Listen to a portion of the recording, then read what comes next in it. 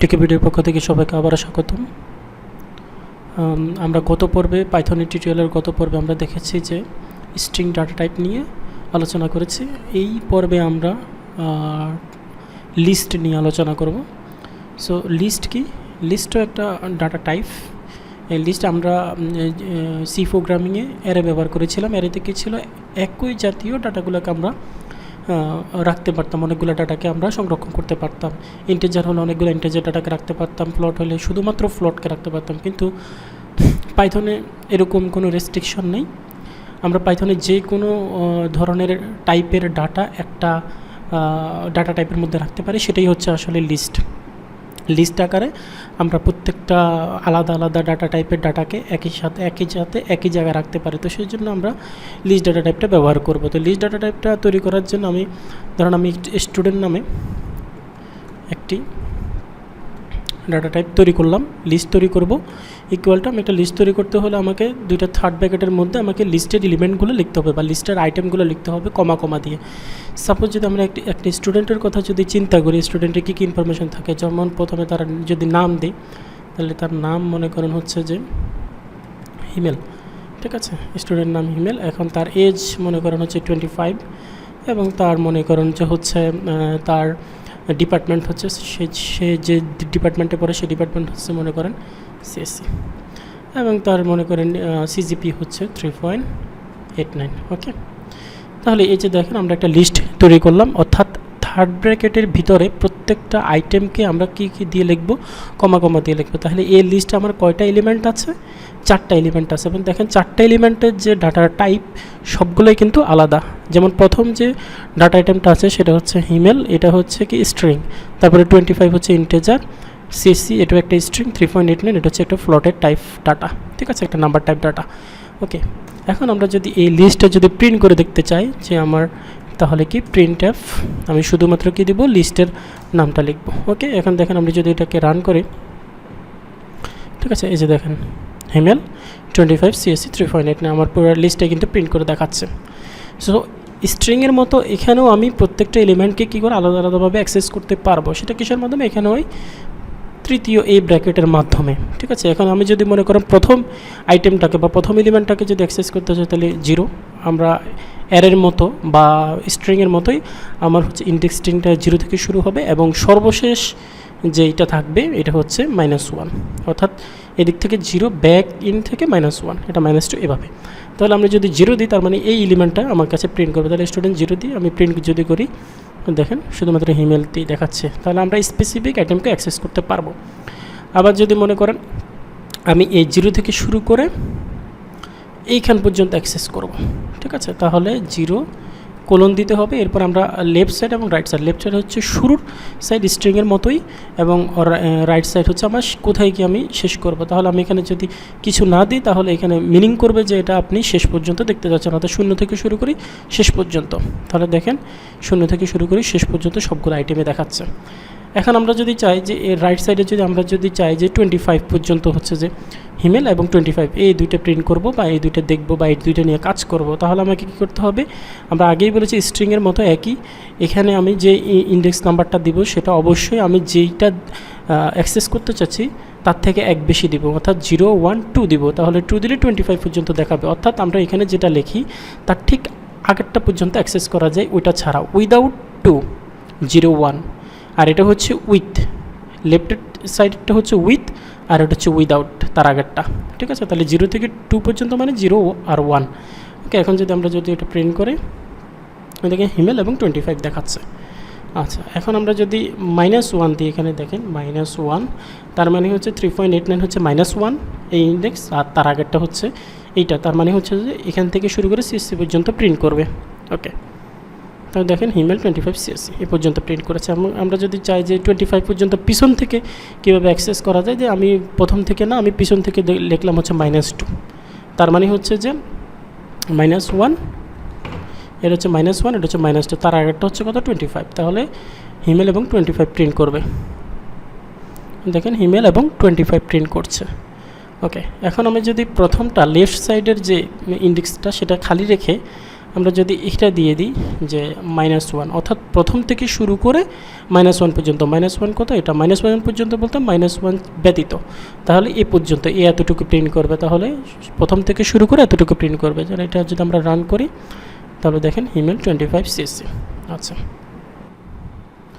আচ্ছা, লিস্টের সাথে স্ট্রিংয়ের মতো স্ট্যাটিক এবং প্লাস অপারেটরটা যেমন স্ট্রিংয়ে কাজ করে, সেরকম লিস্টও স্ট্যাটিক এবং প্লাস অপারেটরটা দুটোই কাজ করে। তাহলে স্ট্যাটিক অপারেটরের লিস্টের কাজ হচ্ছে কি, আমরা যদি একটা লিস্টকে যদি 3 গুণ করতে চাই তাহলে আমরা স্ট্যাটিক অর্থাৎ মাল্টিপ্লিকেশন অপারেটর বা স্ট্যাটিক অপারেটর যেটা সেটা ইউজ করতে পারবে। এবং যদি দুইটা লিস্ট যদি কনক্যাটিনেট করতে চাই বা একটা লিস্টের সাথে যদি আরেকটা লিস্ট সংযুক্ত করতে চাই তাহলে আমরা হচ্ছে যে প্লাস অপারেটরটা ইউজ করব। তো দেখি আমাদের একটা ইয়ে আছে, হচ্ছে কি লিস্ট আছে স্টুডেন্ট নামে।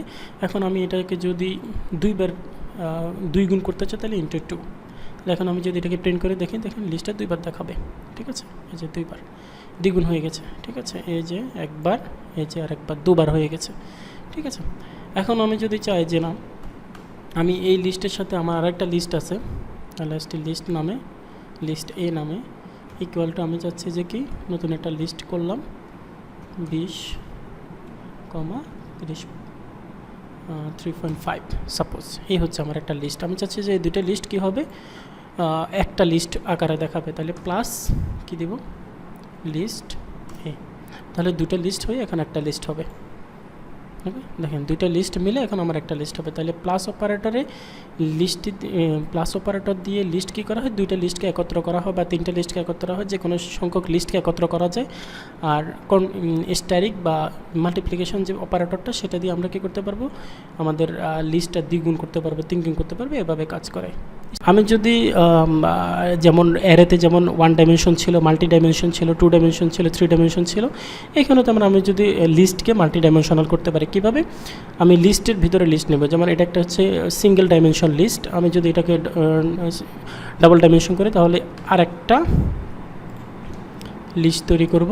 সেই লিস্টের ভিতরে এই যে একটা কমা দিয়ে আরেকটা। ঠিক আছে, তাহলে দেখেন আমি এখানে দুইটা, আমি চাচ্ছি যে 2জন ইনফরমেশনের, 2জন স্টুডেন্টের ইনফরমেশন রাখবো। এখানে ইমেল আর এখানে মনে করেন রাকিব। ওকে, রাকিব, এটা মনে করেন হচ্ছে 25। ওকে, এটা মনে করেন 80। ঠিক আছে, তাহলে দেখেন এই একটা লিস্ট কমা দিয়ে এই আরেকটা লিস্ট, পুরোটা আবার আরেকটা লিস্টের মধ্যে। অ্যারেতে যেরকম 2 ডাইমেনশনাল অ্যারে ডিক্লেয়ার করতাম সেরকমই আসলে। ঠিক আছে, এটা হচ্ছে মনে করেন রো, এটা কলাম।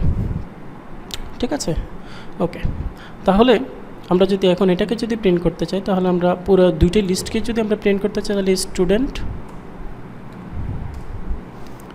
কী হবে, যদি প্রিন্ট করি তাহলে দেখেন দুইটা লিস্টে আমাকে প্রিন্ট করে দেখাবে। ওকে, আচ্ছা, এখন আমরা যদি এখানে যে যেহেতু আমার দুটো, তাহলে আমি যদি 0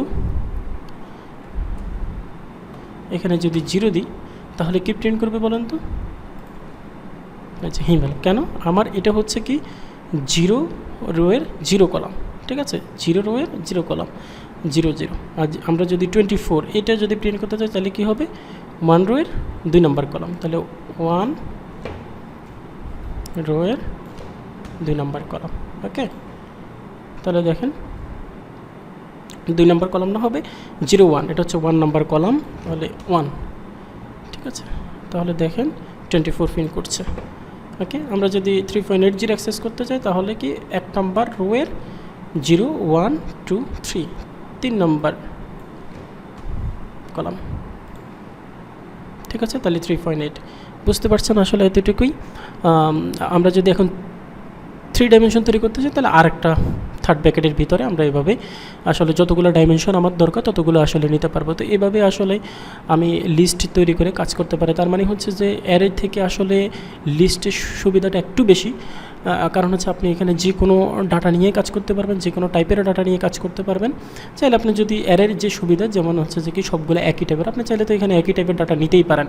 ঠিক আছে, আপনি স্ট্রিং টাইপের নিলে সবগুলো স্ট্রিং টাইপের নেবেন, ইন্টিজার টাইপের নিতে চাইলে সবগুলো ইন্টিজার টাইপের নেবেন। তার মানে হচ্ছে যে অ্যারের যে সুবিধা সেটা পাচ্ছেন, তার সাথে যে বাড়তি সুবিধা সেটা হচ্ছে যে কোনো ডাটা টাইপের ডাটা নিয়ে আপনি কাজ করতে পারবেন।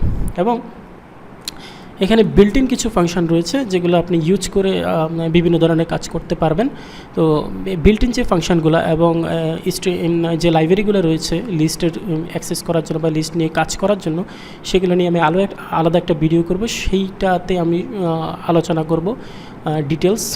এখন আপাতত আজকে এতটুকুই থাকবে। আমরা যদি এখানে ধরেন আমি ডট দিলে পরে এখানে যতগুলো আসলে লিস্ট নিয়ে কাজ করা যায়, সর্টিং করা যায়, তারপরে আপনি রিমুভ করবেন, রিভার্স করবেন লিস্টটা, আসলে সব কিছু এখানে সম্ভব। সো এই প্রত্যেকটা ফাংশন নিয়ে আমি পরবর্তী টিউটোরিয়ালগুলোতে আসলে আলোচনা করবো, এই জন্য এখন বিস্তারিত আলোচনা করতে চাচ্ছি না। তো আজকে পর্যন্তই।